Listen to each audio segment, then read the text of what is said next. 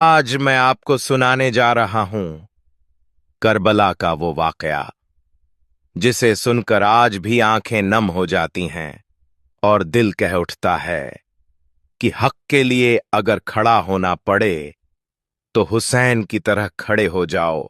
सन 680 ईस्वी, महीना था मुहर्रम और जगह थी करबला की तपती हुई जमीन। एक तरफ थे इमाम हुसैन, नबी सल्लल्लाहु अलैहि वसल्लम के नवासे, और उनके साथ उनके घर वाले और वफादार साथी, कुल मिलाकर लगभग 72 लोग। दूसरी तरफ थी हजारों की फौज, हथियारों से लैस, ताकतवर, लेकिन हक पर नहीं।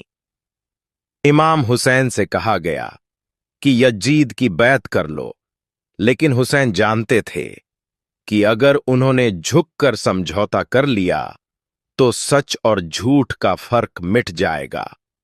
इसलिए उन्होंने जुल्म के सामने सिर झुकाने से इनकार कर दिया। दिन गुजरते गए, करबला में पानी बंद कर दिया गया। बच्चे प्यास से तड़पने लगे, खेमों में सिसकियां गूंजने लगीं। छोटे छोटे बच्चे प्यास की पुकार लगा रहे थे, लेकिन इमाम हुसैन और उनके साथियों का सब्र पहाड़ से भी मजबूत था। फिर आया 10 मुहर्रम, यौम आशुरा। एक एक करके साथी मैदान में गए और शहादत का जाम पीते गए। भाई, भतीजे, दोस्त, सब हक और सच्चाई के लिए कुर्बान होते गए। फिर वो मंजर आया जिसे सुनकर आज भी दिल कांप जाता है।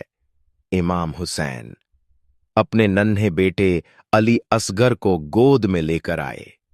उन्होंने कहा, अगर मुझ पर रहम नहीं करते तो इस मासूम बच्चे को ही एक घूंट पानी दे दो। लेकिन जवाब में एक तीर चला दिया गया और वो मासूम बच्चा अपने पिता की गोद में शहीद हो गया। सोचिए, एक बाप पर क्या गुजरी होगी जिसके हाथों में उसका बच्चा तड़प रहा हो। लेकिन इसके बावजूद इमाम हुसैन का सब्र और अल्लाह पर भरोसा कम नहीं हुआ। अब लगभग सारे साथी शहीद हो चुके थे। इमाम हुसैन अकेले रह गए थे, लेकिन उनके कदम नहीं डगमगाए, उनकी आवाज नहीं कांपी और उनका ईमान नहीं बदला। उन्होंने दुनिया को बता दिया कि संख्या नहीं, सच्चाई मायने रखती है। फौज नहीं, ईमान मायने रखता है।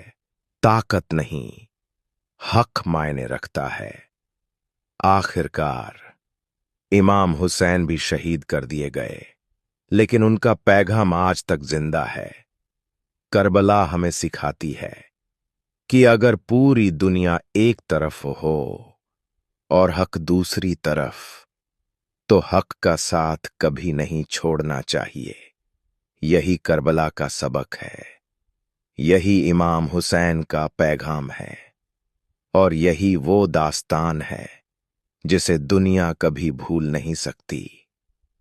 सलाम उस हुसैन पर जिसने सिर तो कटवा दिया